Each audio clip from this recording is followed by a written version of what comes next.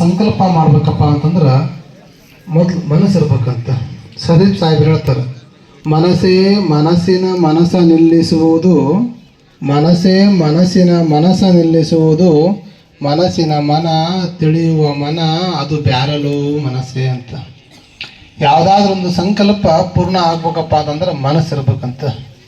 ಯಾಕಂದ್ರೆ ಒಂದು ಚಿಕ್ಕ ಚಿಕ್ಕ ಕಾರ್ಯಕ್ರಮಗಳನ್ನು ಕೂಡ ದೊಡ್ಡದಾಗಿ ಭಾವೈಕ್ಯತೆ, ಪ್ರೇಮ, ಸೌಹಾರ್ದತೆ, ಸಹಿಷ್ಣುತೆ ಇಂತಹದನ್ನು ಬೆತ್ತರಿಸ್ತಾ ಹೋಗಲಿಕ್ಕೆ ತಮ್ಮ ಪುತ್ರನ ಜನನ ಜಾಗೃತಿಯ ದಿನವನ್ನು ಕೊಡಿಕಲ್ ಬಸವಣ್ಣನವರು ಭಾವೈಕ್ಯತೆಯ ಒಂದು ಶಿಕ್ಷಣ ಕ್ಷೇತ್ರವನ್ನು ಅನುಭವ ಮಂಟಪದ ರೀತಿಯಲ್ಲಿ ಮಾಡಿದ್ರಂತೆ. ಅಂತಹ ಒಂದು ಸನ್ನಿವೇಶವನ್ನು ಅವತ್ತು ನಾವಿದ್ದಿಲ್ಲ. ಯಾಕಂದ್ರೆ 400 ವರ್ಷಗಳ ಹಿಂದೆ ಕೊಡಕಲ ಬಸವಣ್ಣ ಅಂಥ ಕೆಲಸವನ್ನು ಮಾಡಿದರು.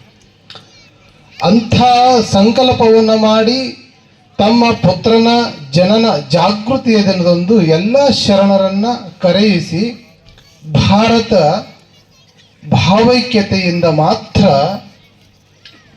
ಸಾಗಲಿಕ್ಕೆ ಸಾಧ್ಯ ಐತಿ, ಭಾವೈಕ್ಯತೆಯಿಂದ ಮಾತ್ರ ಭಾರತ ವಿಶ್ವಗುರು ಆಗಲಿಕ್ಕೆ ಸಾಧ್ಯ ಐತಿ ಎಂಬ ಸಂದೇಶವನ್ನ ಅಪ್ಪ ಅವರು ಸಾರಕತ್ತಾರೆ.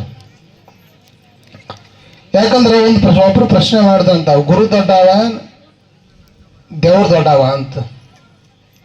ಅದಕ್ಕೆ ಅವರು ಉದಾಹರಣೆ ಕೊಟ್ಟು ಹೇಳಿದ್ರಂತ, ಒಂದು ಊರಾಗ ಒಬ್ಬ ಹೆಣ್ಣುಮಗಳು ಅಂದ್ರೆ ಅತ್ತಿ ಕೋಳಿ ಮರಿ ದಿಸ ಗುರುವೇ ಕಾಪಾಡಪ್ಪ, ಗುರುವೇ ಕಾಪಾಡಪ್ಪ, ಗುರುವೇ ಕಾಪಾಡಪ್ಪ ಅಂತೇಳಿ ಕೋಳಿ ಮರಿನ ಮುಚ್ಚಿ ತಿಂದಂತ. ಹಿಂಗ ಮುಚ್ಕೊಂತ ಹೋಗ್ಲಿದ್ದಂತ ಅವು ಸುರಕ್ಷಿತವಾಗಿ ಕೋಳಿಗಳು, ತಾವು ಸಾಕಿರ್ತಕ್ಕಂಥ ಕೋಳಿಗಳು ಇರ್ತದ್ವು ಅಂತ.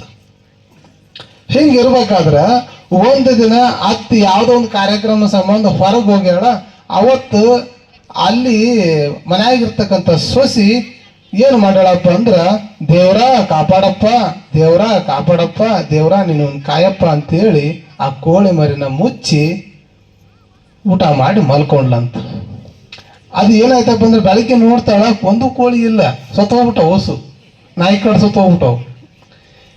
ಅತ್ತಿ ಮನೆಗೆ ಬರ್ತಾಳ, ಸೊಸಿನ ಬೈತಾಳ. ಬೈದ ಮೇಲೆ ಹಂಗ ಅಲ್ಲಿ ಒಬ್ರು ಗುರುಗಳು ಇದ್ರಂತ, ಹೋಗಿ ಯಪ್ಪ ಹಿಂಗೆ ಆಗ್ಬಿಟ್ಟವ, ಅಷ್ಟು ಕೋಳಿ ಸತ್ತೋಗ್ಬಿಟ್ಟವ, ನಾಯಿ ಕಡ್ದ್ಬಿಟ್ಟೈತಿ, ಅಷ್ಟು 1-2 ಕೋಳಿ ನಾಯಿ ಹಿಡ್ಕೊಂಡು ಹೋಗೈತಿ, 1-2 ಕೋಳಿ ಬೆಕ್ಕು ಹಿಡ್ಕೊಂಡು ಹೋಗೈತಿ, ಸತ್ತೋಗ್ಬಿಟ್ಟವಪ್ಪ ಅಂತಂದ್ಲಂತ.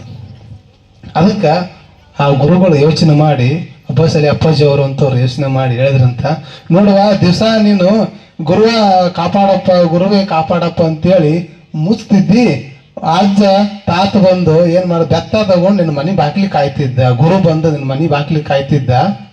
ಆದ್ರೆ ನಿನ್ನ ಸೊಸಿ ಏನ್ ಮಾಡ್ಯಾಳಪ್ಪ ಅಂದ್ರ ದೇವ್ರ ಕಾಪಾಡಪ್ಪ ಅಂತೇಳಿ ಮುಚ್ಚಿಬಿಟ್ಟಾಳ. ಅವತ್ತು ದೇವ್ರು ಏನ್ ಮಾಡ್ಬೇಕು? ನಾಯಿಗೆ ಆಹಾರ ಕೊಡ್ಬೇಕು, ಬೆಕ್ಕಿಗೆ ಆಹಾರ ಕೊಡ್ಬೇಕು, ಮನುಷ್ಯಾಗ ಆಹಾರ ಕೊಡ್ಬೇಕು, ಎಲ್ಲರಿಗೆ ಆಹಾರ ಕೊಡ್ಬೇಕಲ್ಲ, ಎಲ್ಲರಿಗೆ ಆಹಾರ ಕೊಡ್ಬೇಕು ದೇವ್ರು. ಅದಕ್ಕೆ ದೇವ್ರು ಮತ್ತೆ ಎಲ್ಲರಿಗೆ ನ್ಯಾಯ ಕೊಡ್ಬೇಕಲ್ಲಪ್ಪ, ಎಲ್ಲರಿಗೆ ಆಹಾರ ಕೊಡ್ಬೇಕು, ಊಟ ಕೊಡ್ಬೇಕು, ದೇವ್ರು ಸುಮ್ಮ ಆಗ್ಬಿಟ್ಟಾನ ಅಂತಂದ್ರಂತವ್ರು. ಅದಕ್ಕೆ ಗುರು ಅಂದ್ರೆ ತಾಯಿ ಸಮಾನ ಅಂತರ, ದೇವ್ರು ಅಂದ್ರೆ ತಂದೆ ಸಮಾನ ಇದ್ದಂಗಂತ. ದೇವರು ತಂದೆ, ಗುರು ತಾಯಿ. ನೀವು ಗಮನಿಸಬೇಕಾದ್ರೆ ಮಕ್ಕಳು ಏನಾದ್ರೂ ತಮಗೆ ಬೇಕಪ್ಪ ಅಂತಂದ್ರೆ, ಈಗ ಅಪ್ಪಾಜಿಯವರು ಅಮ್ಮವ್ರನ್ನ ಕೇಳೋಣ, ಮಕ್ಕಳಿಗೆ ಏನಾದ್ರು ತಮ್ಮ ಮಕ್ಕಳಿಗೆ ಏನಾದ್ರು ಬೇಕಾತಂದ್ರೆ ಹೋಗಿ ಅಮ್ಮವ್ರ ಹತ್ರ ಕೇಳ್ತಾವ ಹೊರತು ಅಪ್ಪರ ಹತ್ರ ಕೇಳಂಗಿಲ್ಲ. ಯಾಕಂದ್ರೆ ಅಪ್ಪ ಬೈತಾನ, ಹೋಗಲ್ಲ ನಿಂದೇನಂತೇಳಿ. ಅದಕ್ಕೆ ಹೋಗಿ ಏನು ಮಾಡ್ತಾವು, ತಾಯಿ ಕೇಳ್ತಾವು. ತಾಯಿ ಏನು ಕೇಳ್ತಾವ, ಯವ್ವ ನನಗೆ ಗಾಡಿ ಬೇಕಾಗೈತಿ, ಫೋನ್ ಬೇಕಾಗೈತಿ, ಚಾಕ್ಲೇಟ್ ಬೇಕಾಗೈತಿ, ಅದು ಬೇಕಾಗೈತಿ, ಇದು ಬೇಕಾಗೈತಿ ಅಂತ. ಅವಾಗ ಏನು ಮಾಡ್ತಾವ ತಾಯಿ, ಇದು ಬೇಕಾಗೈತಿ ಅಂತ ಕೊಡಿಸ್, ಹಂಗೆ ಯಾಕೆ ಮಾಡ್ತೀವಿ ಅಂತಾರೆ. ಇದನ್ನ ನೀವು ಗಮನಿಸ್ರಿ. ಅದಕ್ಕೆ ನಾವು ಏನಾದರೂ ಬೆಳ್ಕೋಬೇಕಪ್ಪ ಅಂದ್ರೆ ಗುರುವಿನ ಮೂಲಕ ಬೆಳ್ಕೋಬೇಕಂತ. ಅಂತಹ ಗುರು ಈ ಕ್ಷೇತ್ರದಲ್ಲಿ ದೊರಕಿದ್ದಂತಹ ನಮ್ಮ ಅಬ್ಬಾಸ್ ಅಲಿ ಅಪ್ಪಾಜಿ ಅವರಿಗೆ ನಾವು ಎಷ್ಟು ಋಣಿಯಾಗಿದ್ದರೆ ಸಾಕಾಗಲ್ಲ. ಯಾಕಂದ್ರೆ ಒಬ್ಬ ಗುರು ಹೆಂಗಿರ್ಬೇಕಂದ್ರೆ ಅವ್ರನ್ನ ನೋಡಿ ಕಲಿಬೇಕಾಗುತ್ತೆ. ನಾವು ಅವ್ರನ್ನ ನೋಡಿ ಕಲಿಬೇಕಾಗುತ್ತೆ.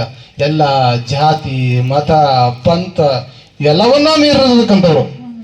ಭಾಷೆ, ಪ್ರಾಂತ್ಯ, ಕರ್ನಾಟಕ ಪ್ರಾಂತ್ಯದಲ್ಲಿ, ಆಂಧ್ರ ಪ್ರಾಂತ್ಯದಲ್ಲಿ ಪ್ರಾಂತ್ಯದ ಗಡಿ ಇಲ್ಲ, ಭಾಷೆಯ ಗಡಿ ಇಲ್ಲ, ಜಾತಿಯ ಗಡಿ ಇಲ್ಲ, ಪಂಥದ ಗಡಿ ಇಲ್ಲ, ಧರ್ಮದ ಗಡಿ ಇಲ್ಲ. ಗುರುವಿಗೆ ಇವ್ಯಾವ ಗಡಿ ಇರಬಾರ್ದು. ಇವ್ಯಾವ ಗಡಿ ಇತ್ತಪ್ಪ ಅಂದ್ರೆ ಗುರು ಆಗ್ಲಿಕ್ಕೆ ಸಾಧ್ಯನೇ ಇಲ್ಲ. ಯಾರಾದ್ರೂ ಸಂಕಲ್ಪ ಮಾಡ್ಲಿಕ್ಕತ್ತೀರಿ, ಯಾರಾದ್ರೂ ಮನಸ್ಸಿನಾಗ ಗುರು ಅಂತ ಅನ್ಸ್ಕೊಳ್ಬೇಕಂತ ಅಂತೀರಪ್ಪ ಅಂದ್ರೆ ಅವ್ರು ನೋಡಿ ನಾವು ಕಲಿಬೇಕು. ಯಾಕಂದ್ರೆ ಅವರ ಆಯ್ಕೆ ಕೊಟ್ಟ ಮಾರ್ಗದರ್ಶನ ನಮಗೆ, ಅವರ ಮಾರ್ಗದರ್ಶನಕ್ಕೂ ನಾವು ಪಾಲಿಸ್ತಾ ಹೋಗ್ಬೇಕು. ಅವರ ಮಾರ್ಗದರ್ಶನ ಪಾಲಿಸ್ತಾ ಹೋದಂದ್ರೆ ಗುರು ಹೆಂಗಿರ್ಬೇಕಪ್ಪ, ಗುರು ಆದವ್ ಹೆಂಗಿರ್ಬೇಕಪ್ಪ ಅಂತೇಳಿ ಅವ್ರು ನೋಡಿ ನಾವು ಕಲಿಬೇಕು. ಅಷ್ಟೇ ಮಟ್ಟಿಗೆ ಆ ಗುರುವಿಗೆ ಹೆಗಲಾಗಿ ಎಡಗೈಗೆ ಬಲಗೈಗೆ ಹೊಂದಿಕೆ ಆಗಿ ಇರ್ಬೇಕಂತ ಅಂತ ಮಡದಿ ಕೂಡ ಇರಬೇಕು. ಅಂತಹ ಮಡದಿ, ಅಂತ ಸತಿ ಪತಿಗಳನ್ನ ನಾನು ಈ ವೇದಿಕೆಯಲ್ಲಿ ಕಾಣ್ಲಿಕ್ಕತ್ತೇನೆ. ಯಾಕಂದ್ರೆ ಅಷ್ಟು ಸುಲಭ ಅಲ್ಲ.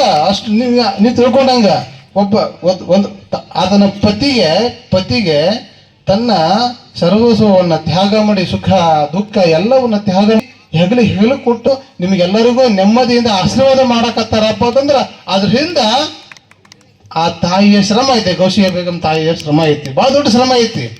ಅದು ಯಾರು ನಮಗೆ ಕಾಣಂಗಿಲ್ಲ. ಯಾಕಂದ್ರೆ ಮನ್ಯಾಗ ಅವ್ರು ಸಂಭಾಳಿಸ್ತಂದ್ರೆ ಭಕ್ತರು ಇವ್ರು ಸಂಭಾಳಿಸ್ತಾರ. ಅದಕ್ಕೆ ಆ ತಾಯಿಯವರಿಗೆ ನಾನು ಋಣಿಯಾಗಿ ಅವರ ತಾಯಿಯವರ ಹೃದಯ ಮಂದಿರಕ್ಕೆ ನನ್ನ ನಮಸ್ಕಾರಗಳನ್ನು ತಿಳಿಸ್ತೀನಿ. ತಮ್ಮ ಕಾರ್ಯ, ತಮ್ಮ ಈ ಧರ್ಮ ಪಾಲನೆ, ತಮ್ಮ ಈ ಪ್ರೇಮ ಪಾಲನೆ ಯಾವತ್ತೂ ಹೀಗೇ ಸಾಗಲಿ. ಯಾವತ್ತೂ ಕುಡುಗ ಇವತ್ತಕ್ಕೆ ಕುಂದು ಕೊರತೆ ಬರದ ಹಾಗೆ ಕಾಪಾಡಲಿ ಅಂತೇಳಿ ಅಪ್ಪಾಸಿಲಿ ಅಪ್ಪಾಜಿ ಅವರಲ್ಲಿ ಕೇಳ್ಕೊಳ್ತಾ ನಾನು ಎರಡು ಮಾತನ್ನು ಮುಗಿಸ್ತೇನೆ. ಧನ್ಯವಾದಗಳು.